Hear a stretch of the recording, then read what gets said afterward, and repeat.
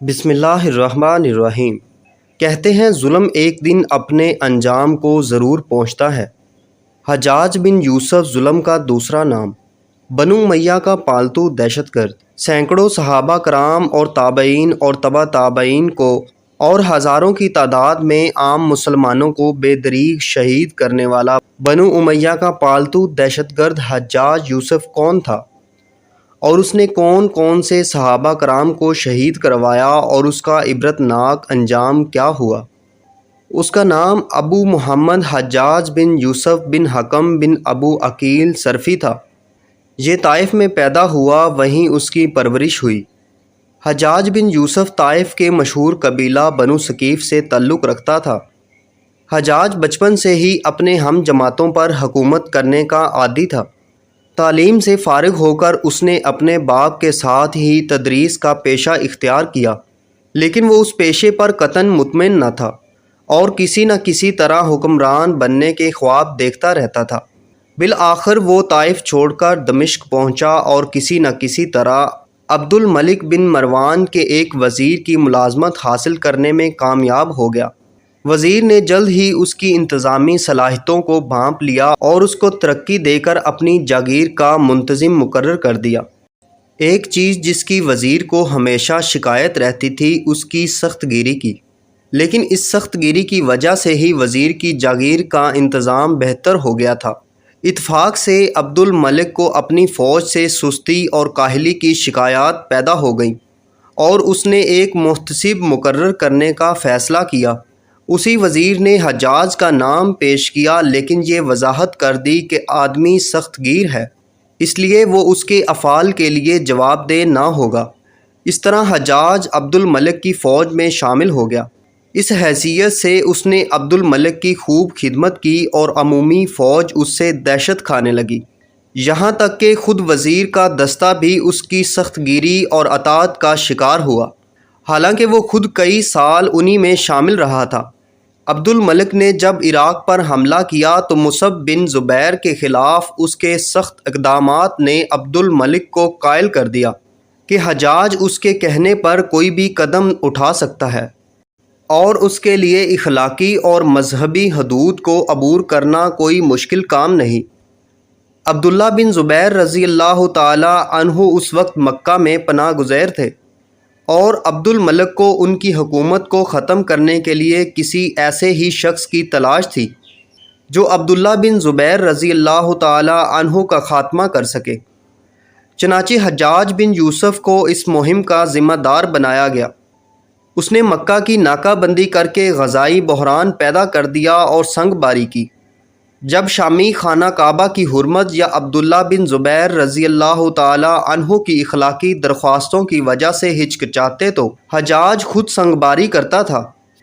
اس مہم میں اس نے انتہائی سفاکی کا مظاہرہ کرتے ہوئے عبداللہ بن زبیر رضی اللہ تعالی عنہ کو شہید کر ڈالا اور ان کی لاش کو کئی روز تک پھانسی پر لٹکائے رکھا۔ ناظرین، عبداللہ بن زبیر رضی اللہ تعالی عنہ سیدنا ابو بکر صدیق کی بڑی صاحبزادی سیدہ اسماء بنت صدیق رضی اللہ تعالی عنہا کے صاحبزادے تھے۔ حجاج بن یوسف نے عبداللہ بن زبیر رضی اللہ تعالی عنہ کو شہید کر دیا اور ان کی لاش کو لٹکا دیا، تو اپنے آدمیوں کو حکم دیا کہ جا کر ابن زبیر کی ماں کو میرے پاس لے آئے اور اس کو سر کے بالوں سے کھینچ کر لاؤ۔ جب وہ آدمی ابن زبیر کی والدہ سیدہ اسماء بنت صدیق رضی اللہ تعالی عنہا کے پاس گئے اور جا کر ان سے کہا کہ آپ کے بارے میں حجاج بن یوسف کا یہ حکم ہے، تو آپ نے کہا کہ میں نہیں جاؤں گی، تم مجھے بالوں سے گھسیٹ کر ہی لے جاؤ گے۔ اب وہ لوگ سیدنا ابو بکر صدیق رضی اللہ تعالی عنہ کی صاحبزادی کے ساتھ ایسی حرکت نہ کر سکتے تھے۔ چنانچہ حجاج بن یوسف خود غصے میں پھنکارتا ہوا اسماء بنت ابو بکر صدیق کے پاس آیا اور آ کر کہنے لگا، دیکھا میں نے تمہارے بیٹے کا کیا حشر کیا؟ تو اسماء بنت ابو بکر صدیق نے جواب دیا کہ تو نے میرے بیٹے کی دنیا تباہ کی ہے، لیکن میرے بیٹے نے تیری آخرت کو تباہ و برباد کر دیا۔ یہ سن کر حجاج غصے سے وہاں سے پلٹ کر واپس چلا گیا۔ اس نے ہر اسی شخص کو قتل کر ڈالا جس سے اموی اقتدار کے خلاف زبان کھولنے کی توقع کی جا سکتی تھی۔ اس کے مظالم نے عوام کے حوصلے پست کر دیے تھے اور وہ اموی غلامی پر رضامند ہو گئے تھے۔ مکہ کے بعد مدینہ کی باری آئی۔ حجاج بن یوسف وہاں پہنچا تو صحابہ زادوں اور تابعین کی ایک کثیر تعداد وہاں پر موجود تھی۔ اس نے اہل مدینہ کو جمع کر کے ایک زوردار تقریر کی اور انہیں عبد الملک کی بیعت لینے پر آمادہ کرنا چاہا، تاہم اہل مدینہ خاموش بیٹھے رہے اور کسی نے مخالفت بھی نہ کی، لیکن کسی نے بیعت کی جرت بھی نہ کی۔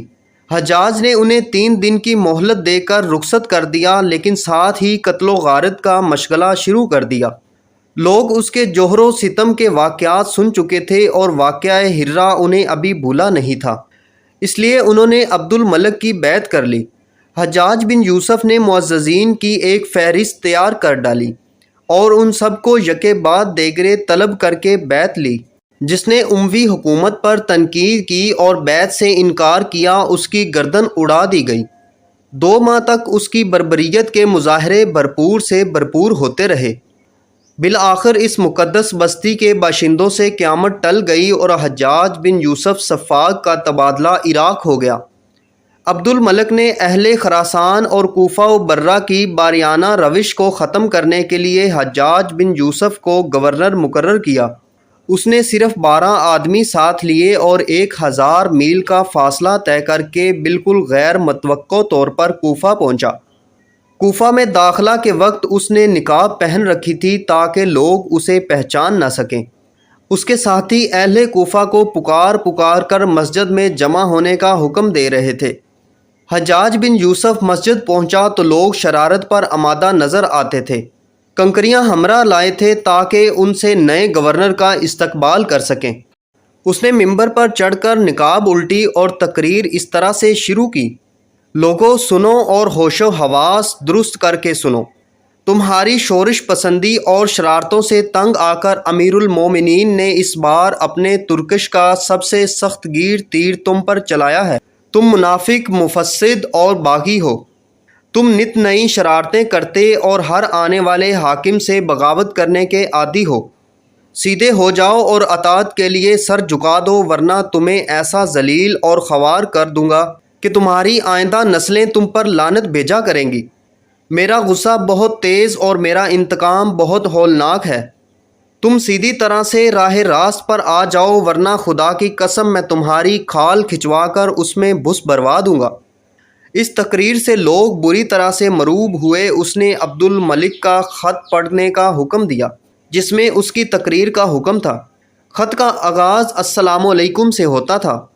لوگ سہمے ہوئے خط سن رہے تھے، لیکن حجاج بن یوسف سخت غصے کے عالم میں چیخا: کمینوں، امیر المومنین تم پر سلام بھیجتے ہیں اور تم میں سے کوئی جواب تک دینا گوارا نہیں کرتا۔ اس پر سب لوگوں نے بیک وقت سلام کا جواب دیا اور خط کو نہایت غور سے سنا۔ حجاج کے ظالمانہ رویہ کے خلاف سب سے بڑی بغاوت اموی سالار عبد الرحمن بن اشت نے کی، مگر اس کو بھی حجاج بن یوسف نے دھوکے سے مروا دیا۔ تہذیب التہذیب میں آیا ہے کہ حجاج ابن یوسف نے اپنے بھتیجے محمد بن قاسم کو لکھا کہ حضرت عطیہ بن عوف کو طلب کر کے ان سے حضرت علی رضی اللہ تعالی عنہ پر سب و شتم کرنے کا مطالبہ کرے، اور اگر وہ ایسا کرنے سے انکار کر دیں تو ان کو 400 کوڑے لگا کر ان کی داڑھی مونڈ دی جائے۔ محمد بن قاسم نے ان کو بلایا اور مطالبہ کیا کہ مولا علی رضی اللہ تعالی عنہ پر سب و شتم کریں۔ انہوں نے ایسا کرنے سے انکار کر دیا تو محمد بن قاسم نے ان کی داڑھی منڈوا کر 400 کوڑے لگوائے۔ اس واقعے کے بعد وہ خراسان چلے گئے۔ وہ حدیث شریف کے سکہ راوی تھے۔ حجاج بن یوسف نے اپنے اور حکومت کے مخالفین پر بے جا ظلم و زیادتی ڈھائے۔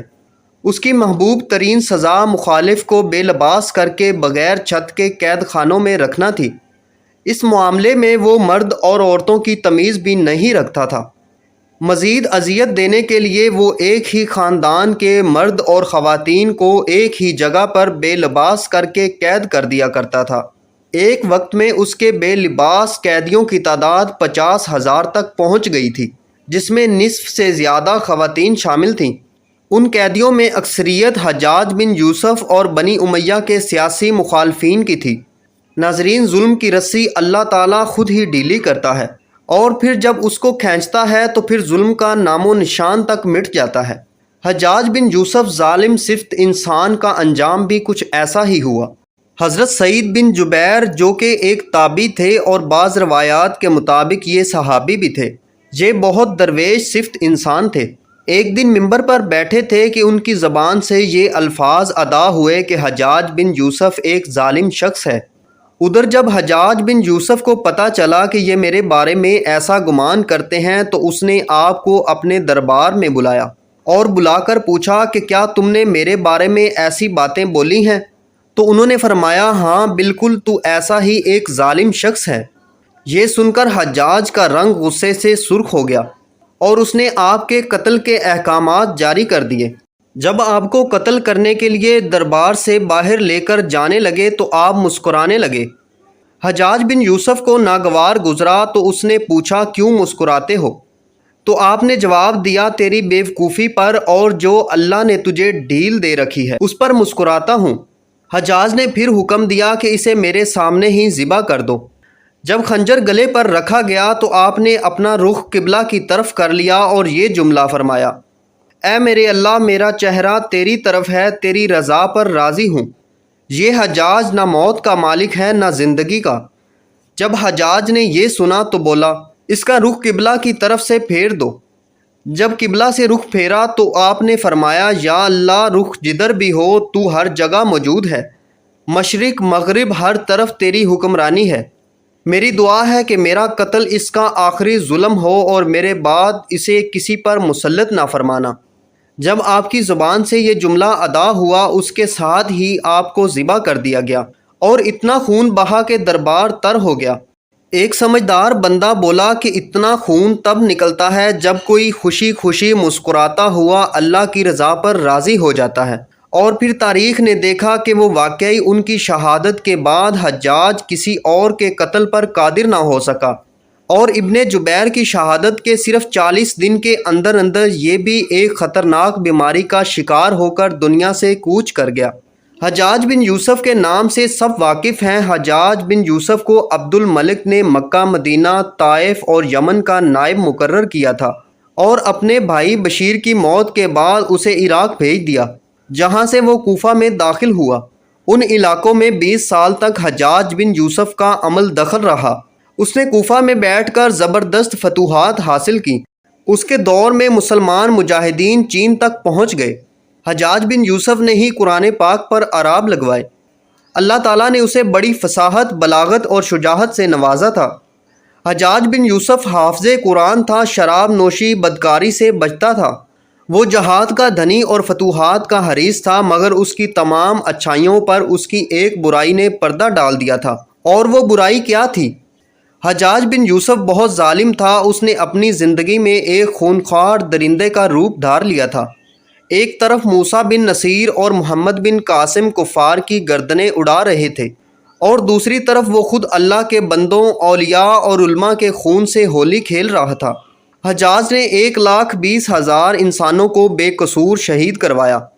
اس کے جیل خانوں میں ایک ایک دن میں 80,000 ہزار قیدی ایک وقت میں موجود ہوتے، جن میں سے 30,000 عورتیں تھیں۔ ناظرین، اس نے جو آخری ناحق قتل کیا وہ عظیم تابعی اور زاہد و پارسا انسان حضرت سعید بن جبیر رضی اللہ تعالی عنہ کا قتل ناحق تھا۔ ان کی شہادت کے بعد حجاج پر وحشت سوار ہو گئی تھی، وہ نفسیاتی مریض بن گیا تھا۔ حجاج جب بھی سوتا تو سعید بن جبیر اس کی خواب میں آ کر اس کا دامن پکڑ کر کہتے، اے دشمن خدا، تو نے مجھے کیوں مروایا؟ میں نے تیرا کیا بگاڑا تھا؟ جواب میں حجاج کہتا، مجھے اور سعید کو کیا ہو گیا ہے؟ اس کے ساتھ ہی حجاج بن یوسف کو وہ بیماری لگ گئی جسے زمردہری کہا جاتا ہے۔ اس میں سخت سردی کلیجے سے اٹھ کر سارے جسم پر چھا جاتی ہے۔ وہ کانپتا تھا، آگ سے بری ہوئی انگیٹھیاں اس کے پاس لائی جاتی اور اس کے اس قدر قریب رکھ دی جاتی تھی کہ اس کی کھال تک جل جاتی تھی، مگر اس کو احساس نہیں ہوتا تھا۔ حکیموں کو دکھانے پر انہوں نے بتایا کہ پیٹ میں سرطان ہے۔ ایک طبیب نے گوشت کا ٹکڑا لیا اور اسے دھاگے کے ساتھ باندھ کر حجاج بن یوسف کے حلق میں اتار دیا۔ تھوڑی دیر بعد دھاگے کو کھینچا تو اس گوشت کے ٹکڑے کے ساتھ بہت عجیب نسل کے کیڑے مکوڑے چمٹے ہوئے تھے۔ اور اتنی بدبو تھی جو پورے 1 مربع میل کے فاصلے پر پھیل گئی تھی۔ درباری اٹھ کر بھاگنے لگے، حکیم بھی بھاگنے لگا تو حجاج بولا تو کدھر جاتا ہے؟ تو علاج کر۔ حکیم بولا تیری بیماری زمینی نہیں آسمانی ہے، اللہ سے پناہ مانگ حجاج۔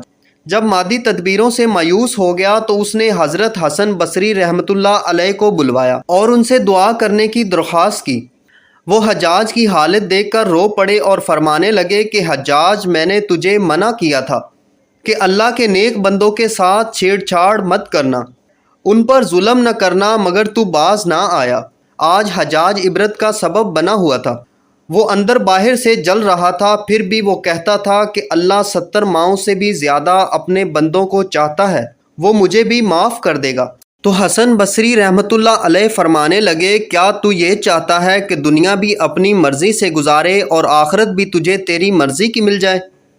حضرت سعید بن جبیر رضی اللہ تعالی عنہ کی وفات کے 40 دن کے بعد ہی حجاج کی بھی موت واقع ہو گئی۔ جب اس نے دیکھا کہ بچنے کا امکان نہیں تو اپنے قریبی عزیزوں کو بلایا جو بڑی کراہت کے ساتھ حجاج کے پاس آئے تو بولا، میں مر جاؤں تو جنازہ رات کو پڑھانا اور صبح ہو تو میری قبر کا نشان بھی مٹا دینا، کیونکہ لوگ مجھے مرنے کے بعد بھی میری قبر میں نہیں چھوڑیں گے۔ اگلے ہی دن حجاج کا پیٹ پھٹ گیا اور اس کی موت واقع ہو گئی۔ ناظرین، اللہ ظالم کی رسی دراز ضرور کرتا ہے، لیکن جب ظالم سے حساب لیتا ہے تو فرشتے بھی خشیت الہی سے کانپتے ہیں، عرش ہل جاتا ہے۔ اور مولا علی کا قول بھی یاد کیجئے کہ آپ نے فرمایا تھا کہ کفر کی حکومتیں تو چل سکتی ہیں لیکن ظلم کی حکومت بہت دیر تک نہیں چلتی۔ ناظرین، یہ تھی ہماری آج کی ویڈیو۔ اگر آپ کو ہماری یہ ویڈیو پسند آئی ہے تو ویڈیو کو لائک اور ہمارے چینل کو سبسکرائب ضرور کیجئے۔ ملتے ہیں اگلی ویڈیو میں، فی امان اللہ۔